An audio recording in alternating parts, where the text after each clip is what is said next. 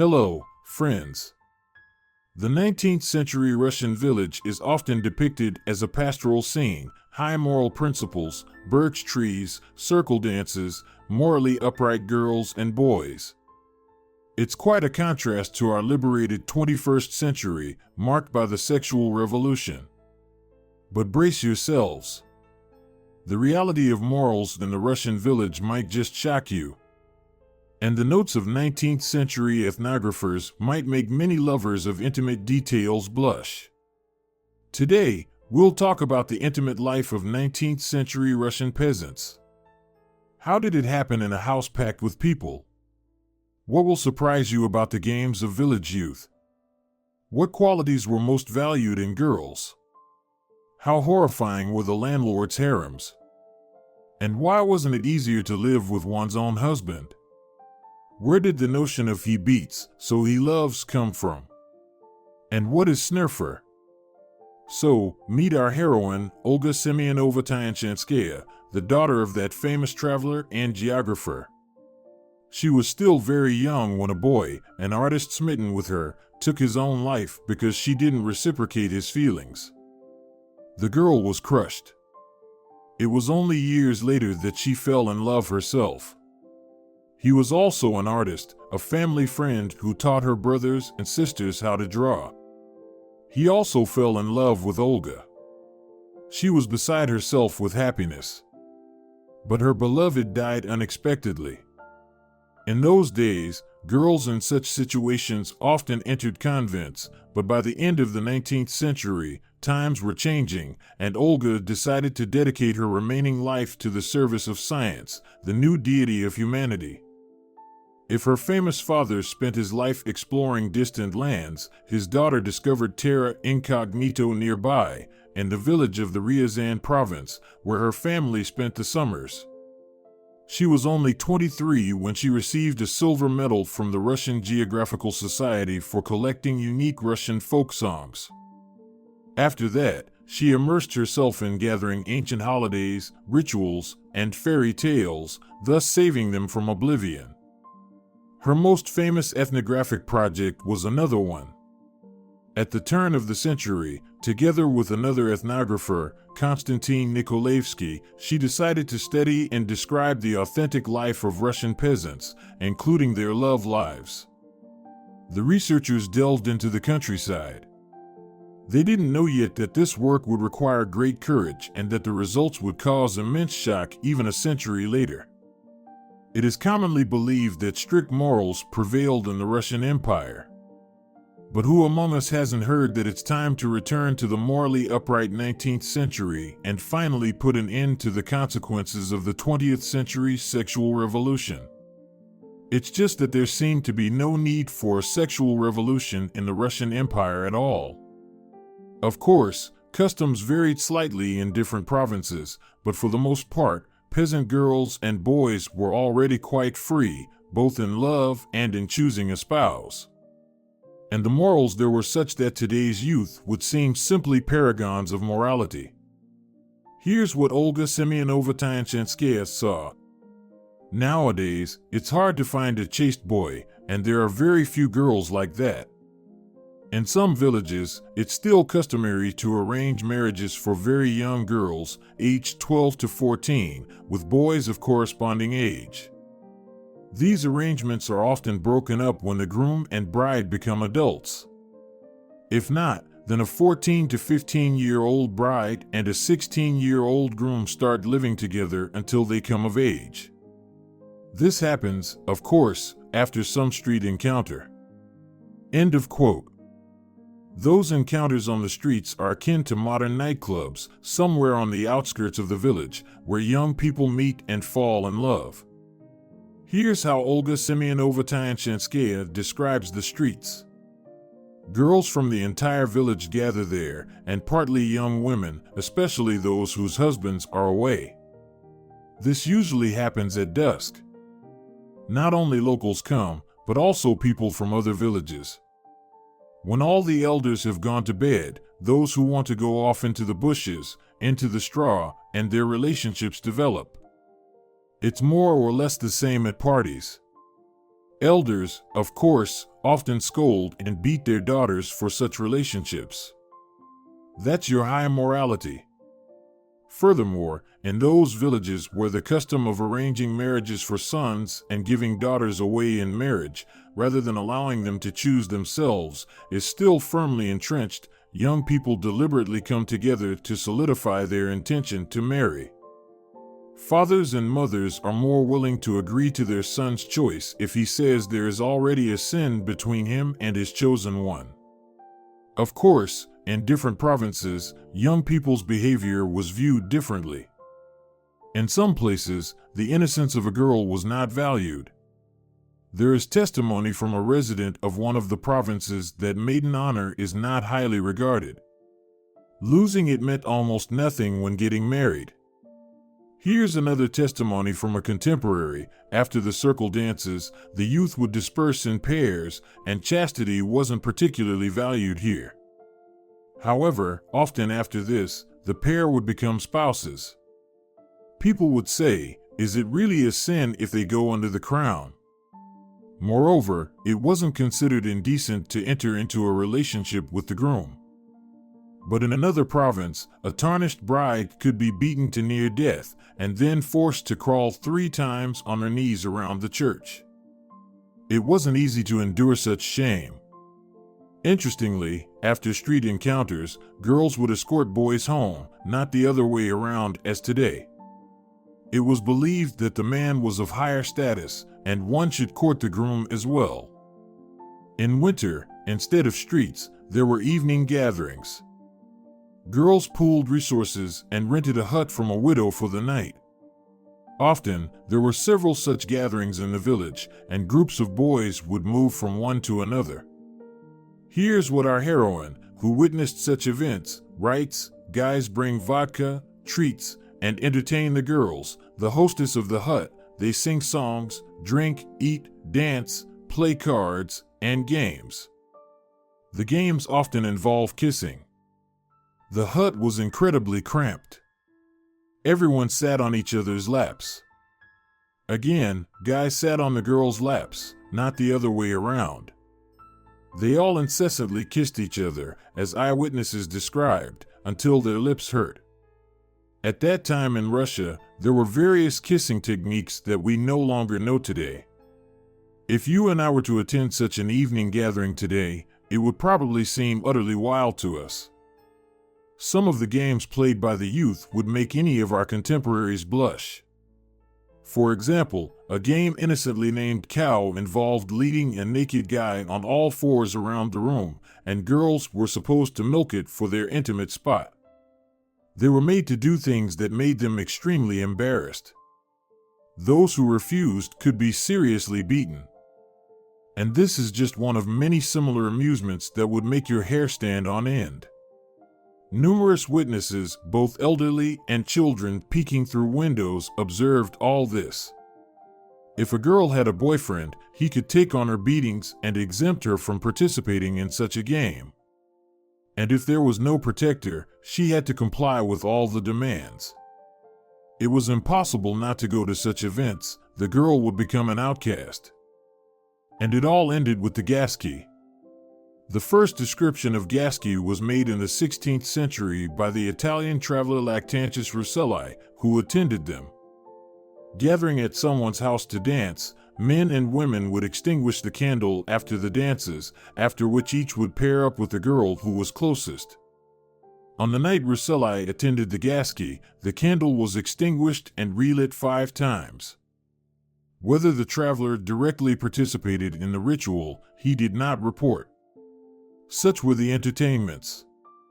Such was the freedom of morals. At the same time, Olga Semyonovna Tyanchenskaya notes, the young husband, convinced that the young wife is not chaste, brutally beats her on the first wedding night, which serves as a prelude to further beatings, sometimes lasting for several months. The most important criterion in an enviable bride was her work quality. The more industrious, the better. A girl should be intelligent, healthy, skilled, obedient, and willing to work anywhere. Thus, girls with tall, strong, pale ones were considered sickly, raising the worst suspicion that the young wife would not work well for the family's benefit.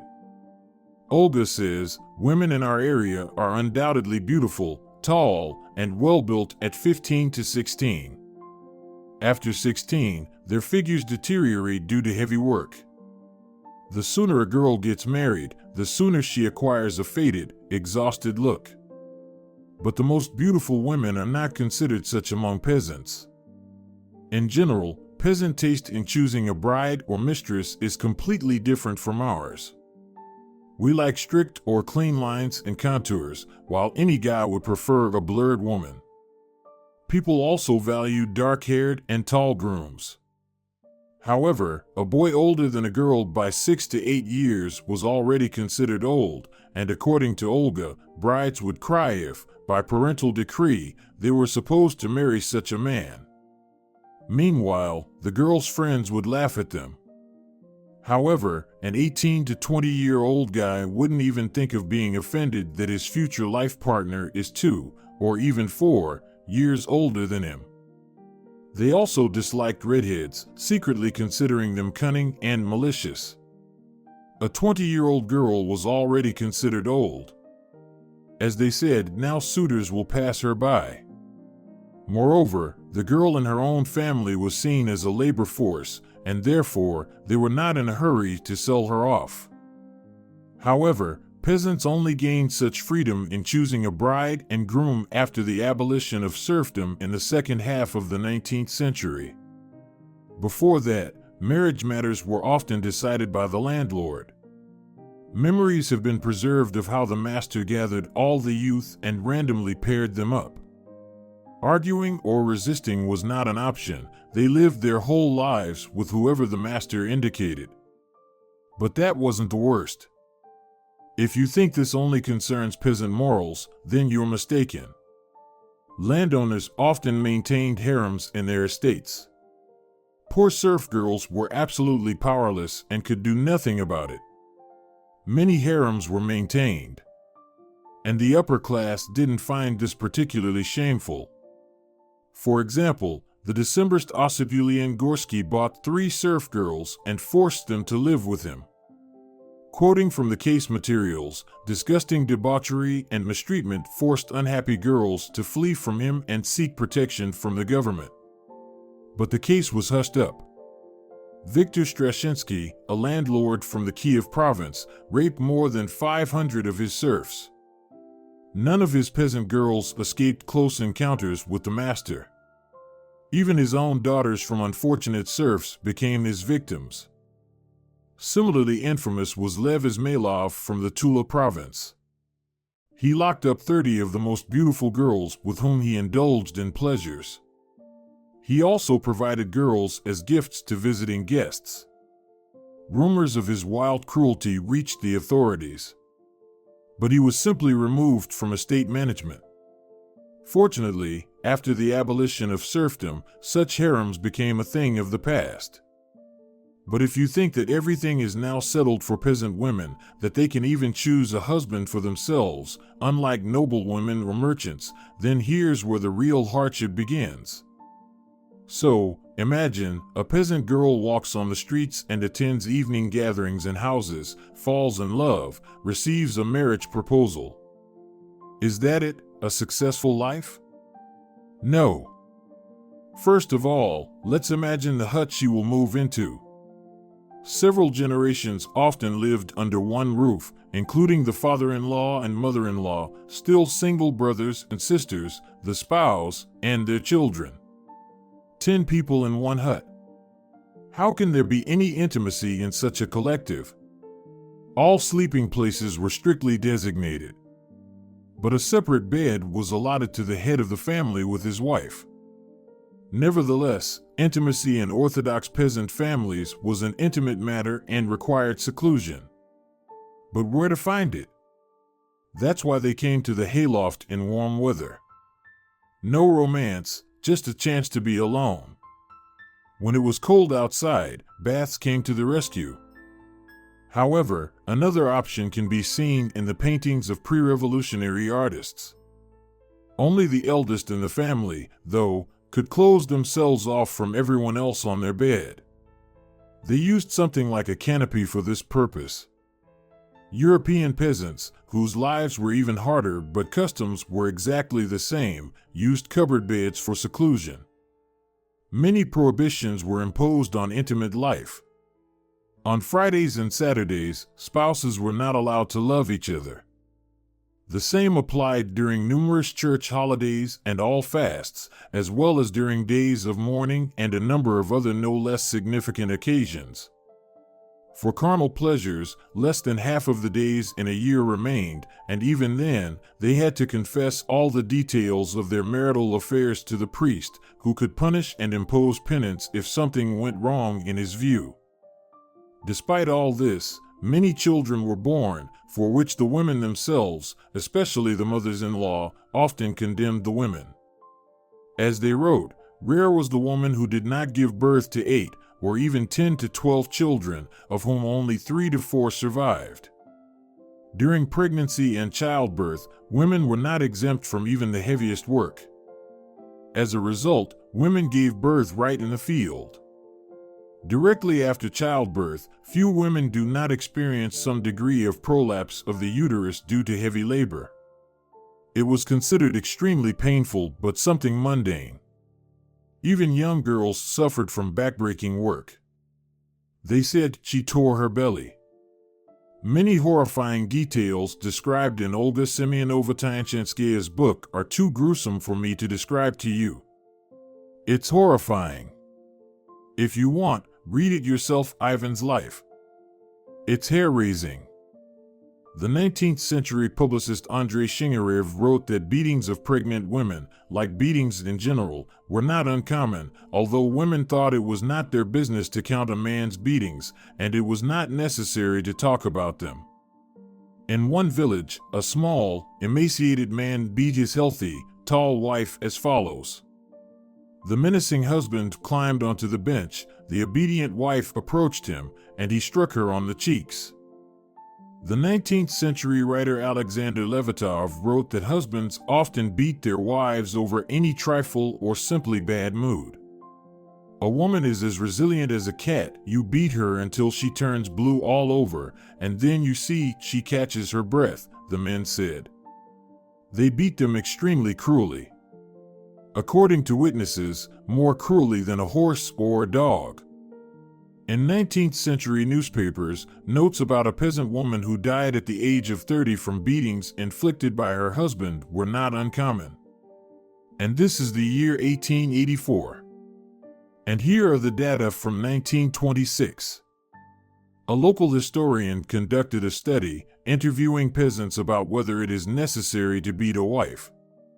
So, about 60% of the respondents answered affirmatively, considering it a lesson.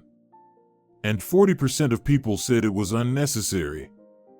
Such lessons were perceived by rural society as a husband's duty. Supposedly, a wife should be afraid and respect him. And without such mortal fear, allegedly, she won't respect. And what is most shocking, the women themselves, who were subjected to such wild violence daily, considered it a manifestation of male love. Hence the expression, he hits, therefore he loves. Our heroine Olga was horrified by everything she managed to learn. But as a scholar, she meticulously documents everything. Once, in the pages of her book, she asks herself whether there was any love for wives in the Russian village and how it was expressed. I quote, "This question has long interested me, and for a while I thought that no, because there are no outward expressions of tenderness from the husband to the wife, even among newlyweds. But recently, I've been thinking somewhat differently. Oh, how Peter pities his wife. Is there such a happy woman in the entire village?" She quotes rural peasant women. "I knew that Peter doesn't drink or beat his wife," writes Olga. Unfortunately, such attitudes of a husband towards his wife are very rare. Actually, this is the only example I know. Awful. It must be said that the customs of European peasants at that time were no softer. They also beat their wives. Moreover, they lived much poorer. Honoré de Balzac, based on personal observations, wrote in 1847, "The Russian peasant is 100 times happier than the 20 million that make up the French people." Sacred bonds of marriage in the peasant environment also didn't hinder anything in particular. Extramarital affairs were the norm. Wives had lovers among those who served and wives of those who went to work in the cities. Our heroine believed that it was precisely this debauchery and promiscuity that corrupted the village. She wrote, "A husband goes away to earn money and gets himself a woman there. And the wife can get herself a lover at home. There is no professional debauchery, but it's very easy to buy any woman with money and gifts." Olga writes, "Girls love to go for apples in the orchard to the tenants. Apples are bought or, better to say, exchanged for eggs, and sometimes even for themselves." This licentiousness is also confirmed by the 19th century populist writer Alexander Engelgart. The morals of village women are unbelievably simple. Money, some gift, just so nobody knows. Everything was kept under wraps. That's how everyone does it. Such remarkable laxity of morals was not condemned. One lover wasn't even considered promiscuity. Here's the definition of a loose woman that Olga provides. A wayward girl is called one who has several lovers. Such lovers sometimes agree to teach their mistress a lesson. If she's young, they smear tar on her gate. And if she's older, they beat her. They beat her, and then they pull her shirt over her head, tie her up so that the woman's head is as if in a sack, and she's naked from the waist down, and they let her loose in the village. A girl who has only one lover is no longer considered promiscuous by today's standards. And her gate isn't smeared. Our heroine also tells of another remarkable custom. Sometimes, in the spring, before the working season, several women from one village gather to go on a pilgrimage. Parents and husbands know very well what such a pilgrimage entails. But several women who conspire together represent a force that is difficult to resist and go to different villages. And anything can happen there. Just like that. And you say, "Oh, how times have changed." Today, it's simply shocking that another completely ordinary phenomenon of that time, which existed in all parts of the Russian Empire, when the head of the family entered into a relationship with his son's wife. Imagine, it was so widespread that even a term appeared, snurfer. It's believed that one of the reasons for this was early marriages, when fathers deliberately married 12 to 13-year-old boys to brides who were already 16 to 17 years old. They said that in this way, the father-in-law brought a girl he liked into the family. And soon the son was sent to work in the city. Here's information from 1899 from the Oriol province. Snurfer is widespread here because husbands go away to work and only see their wives twice a year. The fathers-in-law stay at home and do as they please. The young wife is left alone in a strange house, and the father-in-law pulls out all the stops, persuasion, gifts. And if the woman refuses, her life becomes unbearable. They give her unbearable work, beat her cruelly.